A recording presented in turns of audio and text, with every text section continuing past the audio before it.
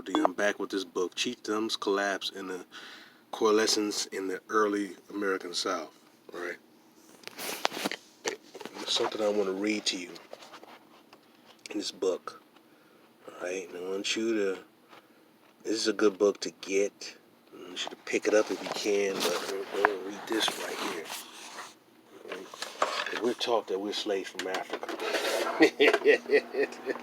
But that's a lie. But here we go. All right. Read this right here.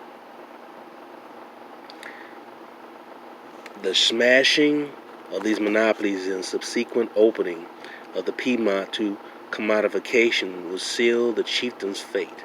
English market exchange was based on radically different networks of resources and schisma from those structures that regulated traditional southeastern chiefdoms.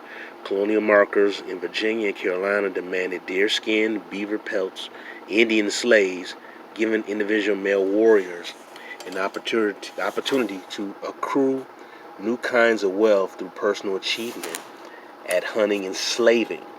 This new wealth, measured in manufactured commodities rather than stores of surplus or land, disjointed Mississippian authority structures based on prerogatives of and obligations to a hierarchy of hereditary elites. Commodity exchange must have open, profound schisms between these kin-based constituents that derive their status from traditional sources of authority, subtly facing obsolescence, and those that aim to exploit these new pathways to power. For similar reasons, such transformations would have divided Piedmont societies by age group, as younger men had clear advantage over their male elders in acquiring hides and slaves. Finally, because women performed much of the labor that produced maize surplus, and because most sources of traditional wealth, such as agricultural fields, were usually inherited through matrilines, the expansion of a commodities exchange also transformed the role of gender in structuring political economies and likely devalued the work of Native women. It is no coincidence that early English sources noted no women with the status of Guttaria micro. Although commodification role in the collapse of Mississippian chiefdom is too often neglected for that contagion, we need not to compound this problem by minimizing the later swath. All right, I think I'm going to read the rest of this. We cannot say when epidemic diseases had its first impact on Piedmont politics,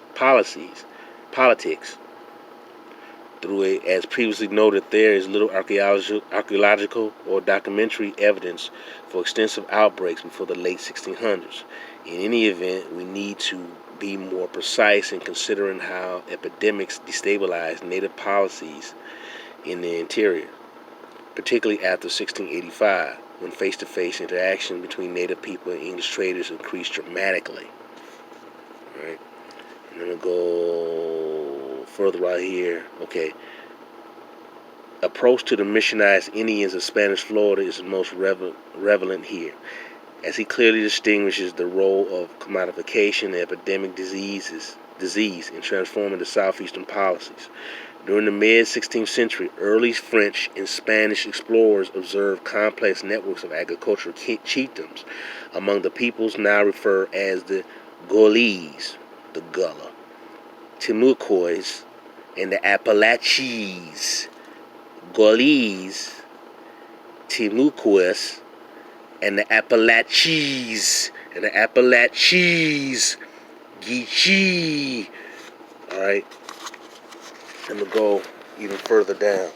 You see, you when you read this stuff enough, you pick up a lot of BS, brothers and sisters.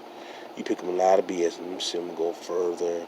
I'm gonna go to 187 because I want to break down a lot of this stuff because this information is in your face, dude. This information is in your face, and it's just basically showing how various different wars that happen, continuous wars that happen, that eventually we lost our empires over here in America. So here we go. Now I'm just skipping around. Spanish Florida never recovered from these losses. All right. In 1705, another joint force of English slavers and their Lower Creek and Chickasaw allies marched south, attacking the Timucua missions of northeastern Florida. although Moore had forcibly resettled several hundred Appalachians captives on the lower Savannah. All of the captured Timucuas seem to have been either slain or enslaved. Soon after, Spanish missions to the Caucasus, situated in the southwestern corner of Florida Peninsula, were victims of yet another joint Anglo-Indian attack. By 1708, Carolina Indian agent Thomas Narney would observe to St. Charles Spencer, the Secretary of State for the Southern Department, whose charge included the American colonies, the native warriors. Indian slavers then had to go as far away as the Keys to find easy targets. Indian slavers then had to go as far away as the Keys to find easy targets. Let me get a clear picture again because it's not coming clear. Okay. Ironically, the brutal and efficient destruction of these Florida missions made it increasingly difficult for Carolina's Indian allies, particularly those in the East, to acquire new slaves. Slaves were far more lucrative than hides. Narney reports that a single captive procures them as a whole estate at once. One slave brings a gun, ammunition, horse, hatchet, and a suit of clothes, which would not be procured with such tedious toil a hunting, so that the sudden scarcity posed a great problem for native suppliers dependent on the trade. Many had little choice but to embark on debilitating spiral of credit and debt. Compounding this crisis was the transformation of the Carolina fur trade, also likely related, if only in part, to the ongoing conflict and its interruption of commerce, while it hardly inaccurate to associate Carolina's petri market with the deerskin trade. Okay, William Ramsey argued that the commodities were much more diversified before the trading season of 1702 to 1703 and included beaver, fox, otter, and raccoon. The whims of London fashion, together with an oversupply of furs, might explain in winnowing of these former staples from the export market had the decline been gradual. But after 1702 to 1703, the export all but ceased. At the same time, demand for deerskin soared. Such a sudden shift in the market for pelts and hides fundamentally transformed how native southeastern peoples hunted game for English markets. And with changes to the hunt came changes to the organization of towns and villages, to general relations, and to family life in general, as deerskin trade came to dominate native economies. The first decade of the 18th century was thus a period of increasing tension between Southern Indians and their English trading partners. Native slaves were valuable commodities, but the scarcity of potential victims following the devastation of the Florida mission pushed away many native suppliers into debt. As a result, most Southern Indians lived in constant dread that they, their kin, or their neighbors could be targeted by slavers. The end of the diversified fur trade inflicted additional changes on native commodities, from the local scale of family relations to the regional scale of contested hunting territories. It was in this violent and unstable landscape that the Tuscarora and the Yamasee Geechee, Saniki, Malinche wars erupted in the years from 1711 to 1715. Piedmont Indians played significant roles in each conflict, though their actions have tended to receive less attention than those of their combatants. A close scrutiny of the Tuscarora and Yamasee wars will therefore show us much about Piedmont geopolitics during the 15 years that followed Lawson's march.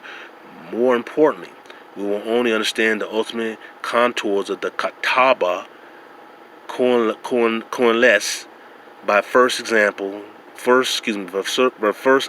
the causes and consequences of these uprisings, when Indian peoples pushed back against the scattered zone and nearly drove two Carolinas north and south into the sea. Okay, these are Yamasee Indians, all right? And I showed this book before. Now, what these trick with these white folks to try to tell you that they were multi-ethnic, multi-racial. They can be multi-ethnic, can be very different tribal groups, all black, but they weren't multi-racial. All right, they weren't multi-racial. These are obviously some Negroes. Look at the little axe he has. Like, look what he's wearing here.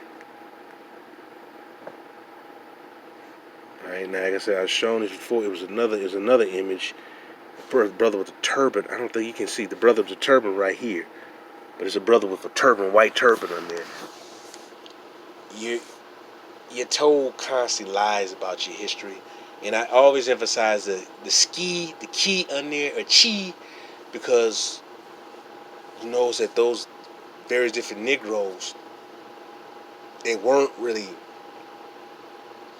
Those are the same Negroes, but let's say in different regions or different nations, put it that way. And unfortunately, you don't know this because what these white scholars have done, they've done a lot of confusion. They've broken off these different wars, but this is obviously black people constantly fighting here, and this was in the southeast. So this has nothing to do with no damn Africa. This is where the Gwale, the Gullah people come from. All right, they're based here in North America. And obviously you have the Appalachians. You notice I kept saying Appalachians because, like I said, these names are similar because these people are the same people. Some of these tribes will break up and then form into another group. All right, that constantly happened. I mentioned slavers, how they were enslaving people here, or the prisoners of war. That happened here. They didn't need to go to Africa for that. Why would they get Africans to come over here to man cotton, to do tobacco? They had the indigenous Negroes here to do it. And you had a lot of these traitor-ass Negroes who took the side of the enemy or foreigners so they can basically conquer their rivals, or they have help in conquering their rivals, attacking their rivals and conquering them. So this is something that it really bothers me, though. It's something that, this is something that it should be taught more thoroughly, but it really bothers me that your black so-called scholars are not talking about this. They're extremely ignorant on the subject matter, or they just want to ignore it and continue to go with the slave narrative. There's so much stuff that's coming out. There's so much stuff that I've been known about, but it's a wealth of information to explain how we have been duped in our history. You know, even further, a lot of these groups are named. A lot of these rivers are named after these groups, like the Chattahoochee River. the very name, the Chattahoochee, the Chattahoochee, the Chattahoochee, the Chattahoochee, Geechee, Tallahassee, Kankakee, Lenape. It's the damn same name. Soniki, Malinki. These are the damn same names. One is over in Africa, others over here in America.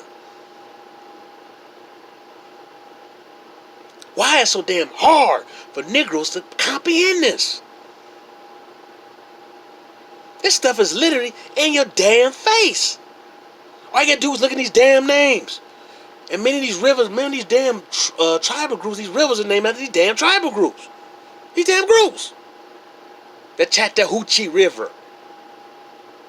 The Ogeechee River.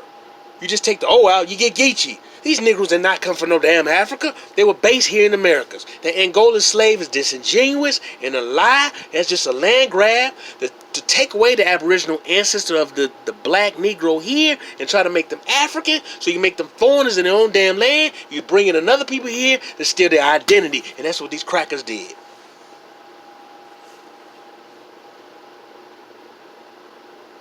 And yes, some of you Negroes still believe anything these white folks have to say. They're disingenuous, and you should not believe the liar who's speaking with a forked tongue. A liar who's speaking with a forked tongue. You should not believe.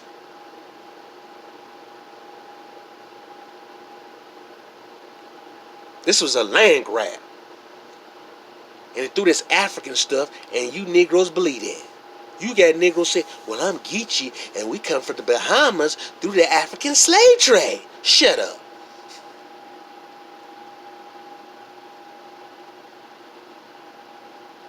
Our people need to wake up and do their own, study their own history and get more in depth. That's why I said, do not listen to these surface level historians. You have to dig in more depth. I just read you how they talk about slaving people here, and they were slaving them heavily here. Prisoners of war, they was enslaving the people heavily here, getting them damn children and getting them damn women. They heavily enslaved them here. It didn't have to go to Africa. And not to say they didn't bring in a few Africans, which they did, but bulk of the people here, most black Americans are Aboriginal Indians. We're not Africans. Most black Americans have some lineage to the black Europeans, not Africans.